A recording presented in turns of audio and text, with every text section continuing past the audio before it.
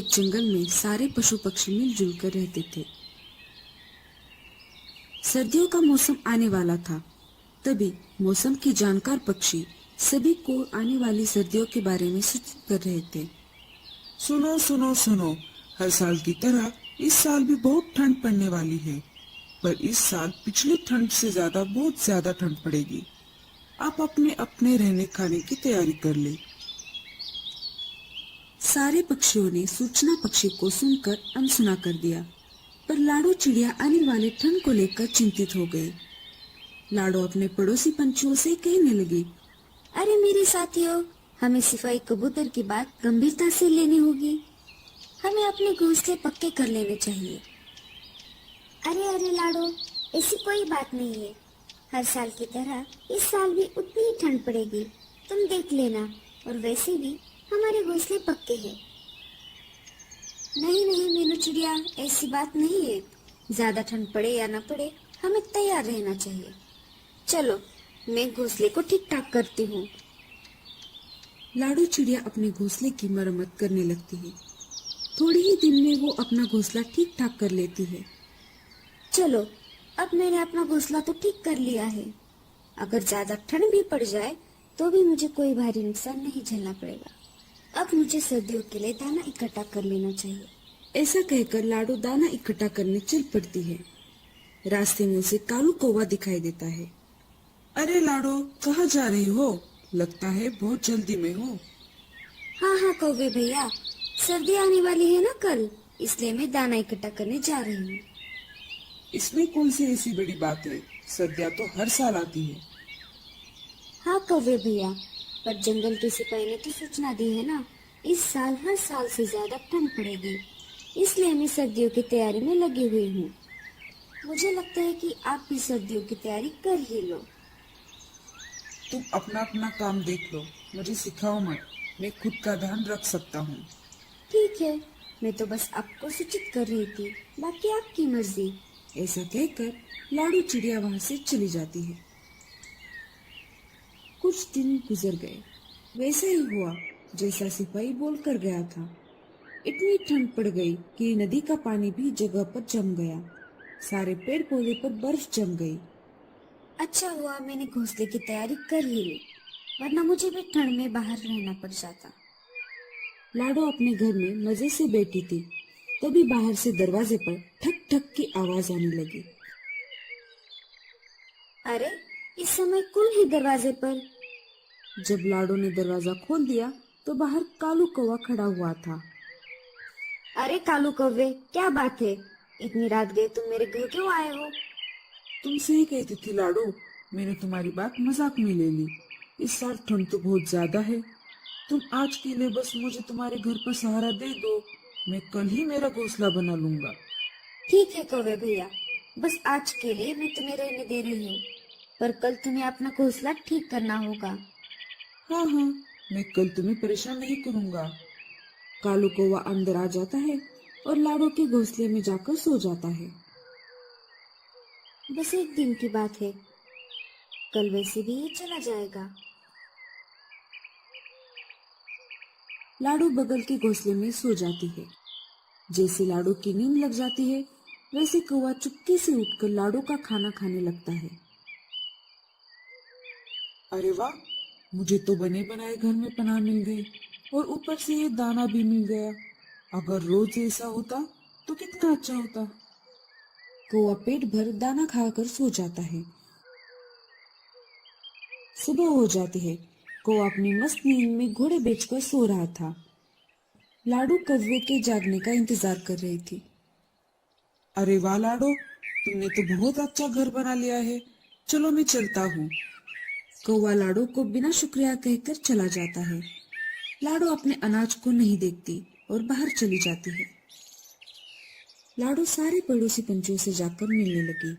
सब पंछी ठंड के बारे में ही बात कर रहे थे। कल रात तो बहुत ठंड पड़ी, हमें भी लाडो के जैसे घोंसला बना लेना चाहिए था। हाँ हाँ बहन, हम मिलजुल कर अपना घोंसला बना लेंगे। सब अपना अपना अच्छा घोंसला बनाने की तैयारी में लग गए। जब लाडो घर वापस लौट रही थी, तब उसने देखा कि कालू कौवा अपनी मस्ती में धूप सेकते हुए घोंसले में लेटा हुआ था। लाडो उसके पास चली गई। कौवे भैया, क्या तुमने अपना घोंसला बना लिया है? नहीं लाडो, मुझे जरूरत नहीं है। अगर कल सर्दी ज्यादा पड़ गई तो इसका मतलब ये नहीं कि आज भी ज्यादा ही पड़ेगी। तुम चले जाओ यहाँ से, मैं अपना अपना देख लूंगा। लाडो वहां से चली गई। रात होने ही वाली थी। लाडो ने अनाज के दानों की तरफ ध्यान ही नहीं दिया। ये क्या बात है? मेरा अनाज खत्म हो गया है और मैंने इसकी तरफ ध्यान ही नहीं दिया। ज्यादा ठंड पड़े इससे पहले मुझे दाना लेने जाना होगा। ये लाडो मुझे ज्यादा ही भाषण दे रही थी। मुझे कैसे भी करके इसका घोंसला हथियाना होगा। लाडो दाना लाने घर से बाहर चली गई। यही सही समय है, मुझे लाडो का घर हड़पना होगा। ऐसा कहकर कौवा लाडो के घर के अंदर चला जाता है और दरवाजा अंदर से बंद कर देता है। लाडो को दाना लाने में काफी देर हो जाती है। घर आते आते रात हो गई। जब वो वापस घर लौटी तब उसने देखा कि दरवाजा तो अंदर से बंद था। ये कैसे हो सकता है? मैंने तो दरवाजा बाहर से बंद किया था, फिर आखिर अंदर कौन चला गया? लाडो खिड़की से झांक कर देखती है तो उसे कालू कौवा अपनी मस्ती में सोया हुआ दिखाई देता है। कालू भैया, दरवाजा खोलिए, मैं हूँ लाडो। कालू ने लाडो की बातों को सुनकर भी अनसुना कर दिया। लाडो ने फिर से आवाज लगाई। कालू भैया, क्या आप मेरी बात को सुन पा रहे हो? बाहर बहुत ठंड है। इस कड़कड़ाती ठंड में मैं जम जाऊंगी। मुझे अंदर आने दो, हम दोनों मिलकर एक साथ रहेंगे। कौन? लाडो? मैं किसी लाडो को नहीं जानता और मैं अनजाने पंछियों को मेरे घोंसले में नहीं लेना चाहता। अरे कालू भैया, मैं हूँ लाडो, जिसने आपको कड़कड़ाते ठंड में अपने घोंसले में पनाह दी थी। क्या आप मुझे भूल गए? कालू दूसरी तरफ मुंह करके सो गया।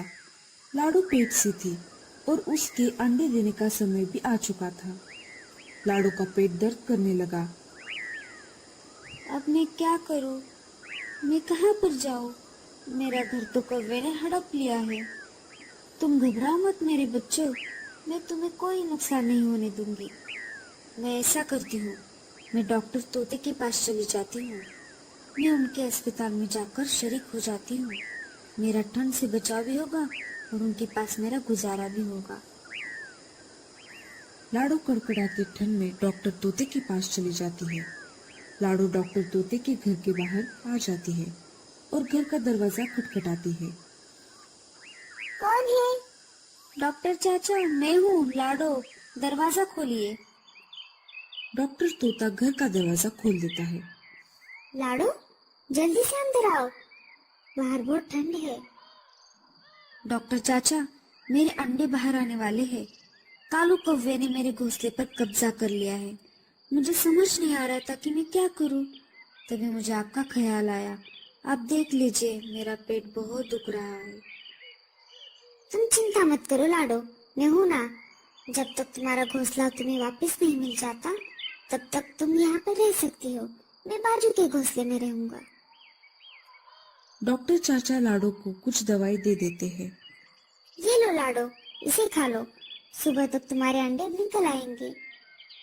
मैं यहीं पर हूँ, पास वाले घोंसले में। कुछ जरूरत पड़ी तो मुझे आवाज लगाना। इधर ठंड के कारण एक हाथी पागल हो जाता है। फिर वो हर एक पेड़ पर अपना सिर पटक रहा था। कालू कौवा अपने मजे में सो रहा था। तभी पागल हाथी ने उसके पेड़ पर जोर से सिर मार दिया। वैसे ही घोंसला जोर जोर से हिलने लगा। कालू कौवा डर गया। अरे ये क्या हो रहा है? मुझे लगता है भूकंप है। कालू कौवे ने कुछ करने से पहले ही हाथी ने एक और बार अपना सिर पेड़ पर पटक दिया। वैसे ही घोंसला नीचे गिरकर टूट गया। नीचे गिरने की वजह से कालू कौवे के पंख टूट गए और वो ठंड में बाहर आ गया। ज्यादा ठंड कालू को बर्दाश्त नहीं हुई। वो ठंड के मारे वहीं पर जम गया। इस कहानी से हमें ये संदेश मिलता है कि बुरे समय में जिसने भी हमारी मदद की है उसके साथ हमेशा अच्छा बर्ताव करना चाहिए और उसके बुरे समय में उसकी मदद करनी चाहिए।